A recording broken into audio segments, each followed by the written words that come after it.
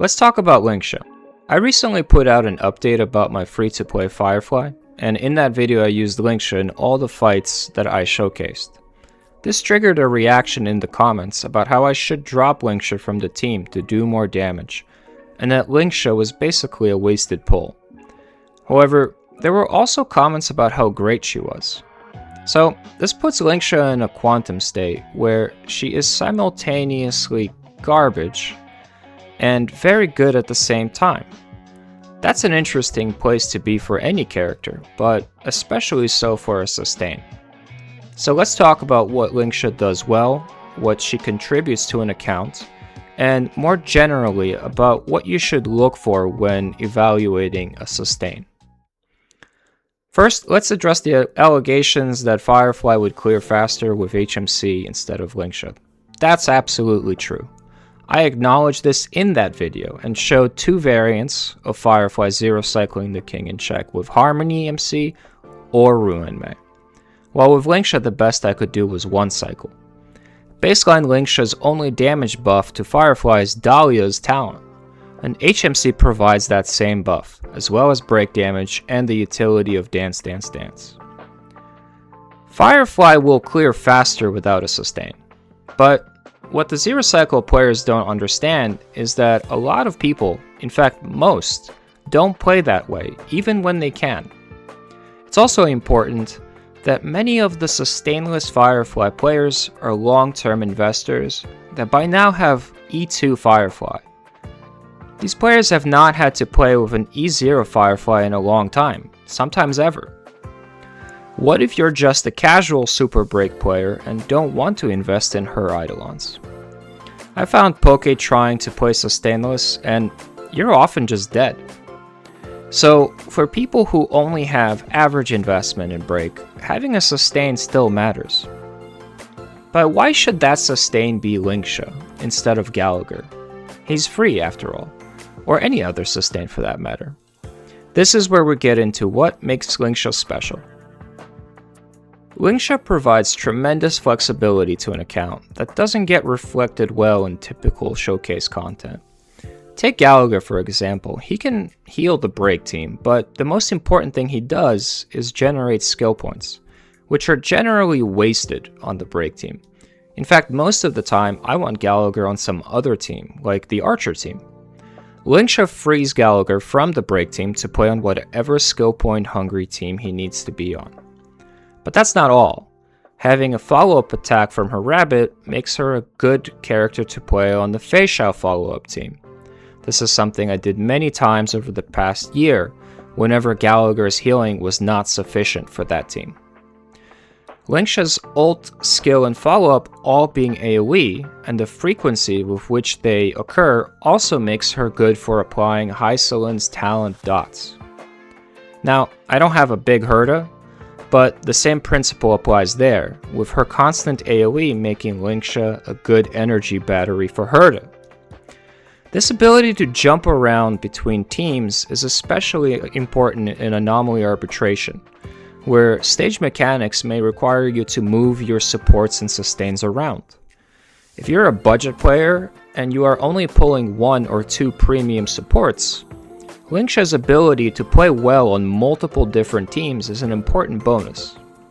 This flexibility is reinforced by her signature light cone increasing all damage, and not just break damage.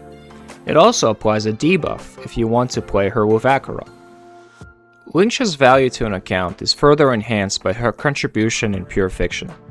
She's not as important to the Firefly team after I got her E2 and Dahlia, but Lingsha absolutely carried this team over the past year on AoE content, up to that point. And while E2 Firefly might not need Lingsha anymore for Pure Fiction, there are people who pulled the Super Break team for Boot Hill. And for those players, Lingsha makes sure that break investment isn't a sunk cost on AoE content. The same goes for people who might be waiting for a Rappa rerun. In fact, for some of those people, Lingsha could replace Rappa as well, because as it turns out, Lingsha does very good damage. Her damage on the Firefly team is actually lower today than it was 2 years ago, because when Firefly launched, the buffs HMC and Ruin May provided were global, so Lingsha got to benefit from them as well.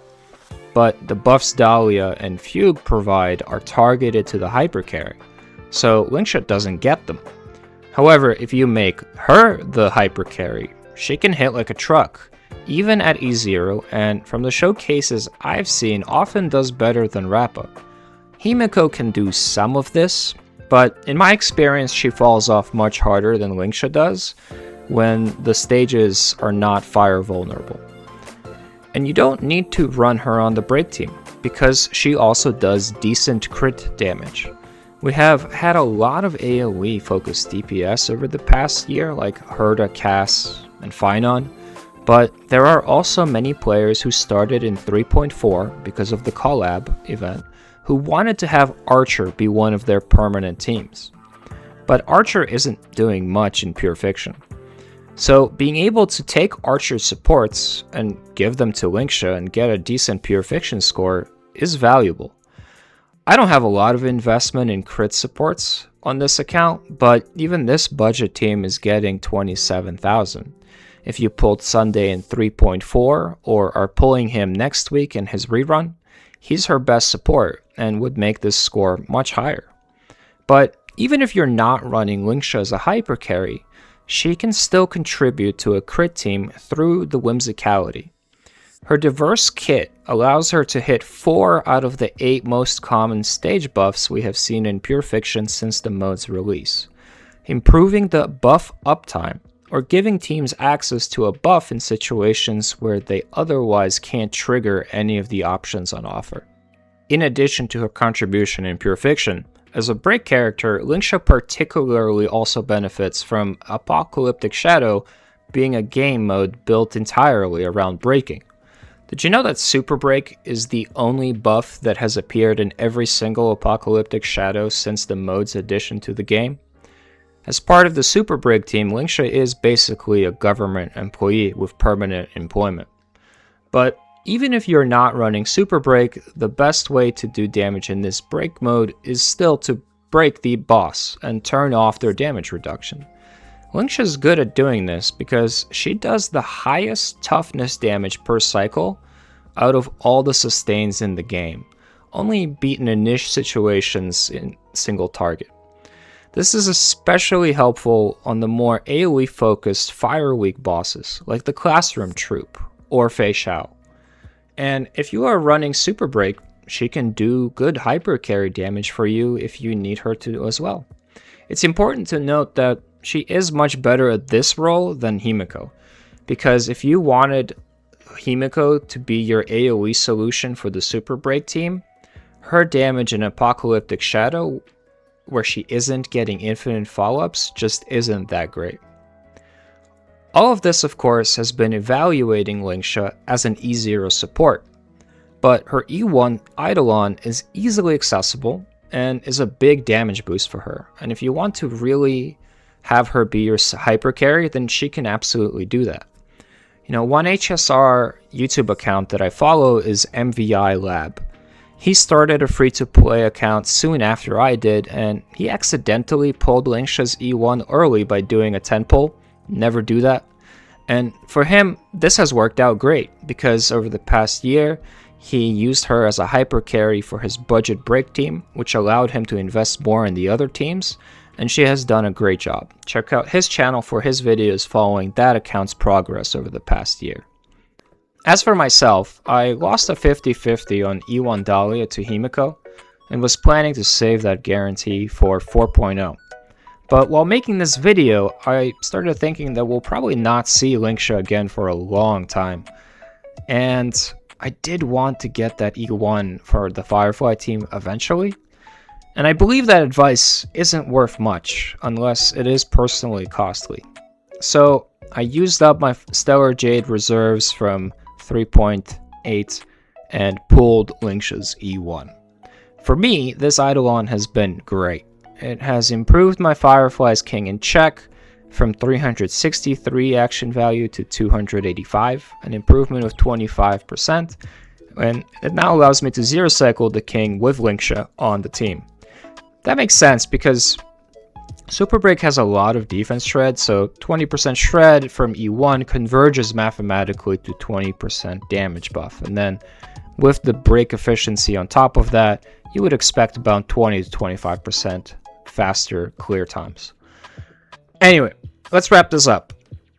Even if you're not pulling for Lingsha, which is going to be most of you, I hope this discussion helped you think of characters more holistically, outside of their performance on their specifically designed team, in terms of what value characters can provide to your account as a whole, to different teams on your account, which is something that's even more important now with anomaly arbitration.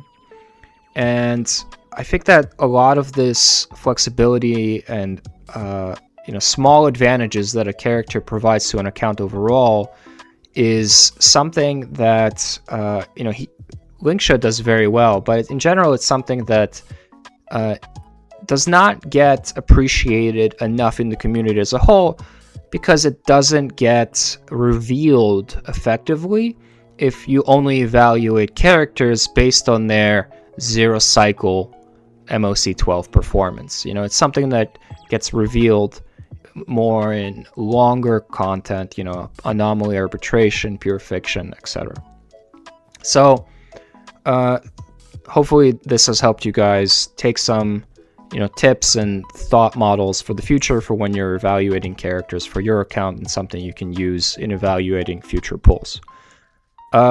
Subscribe and like. We have a Discord with the link in the description, so if you have any questions about pulls or account help, we have an account clinic channel in there. I'll see you in the next one.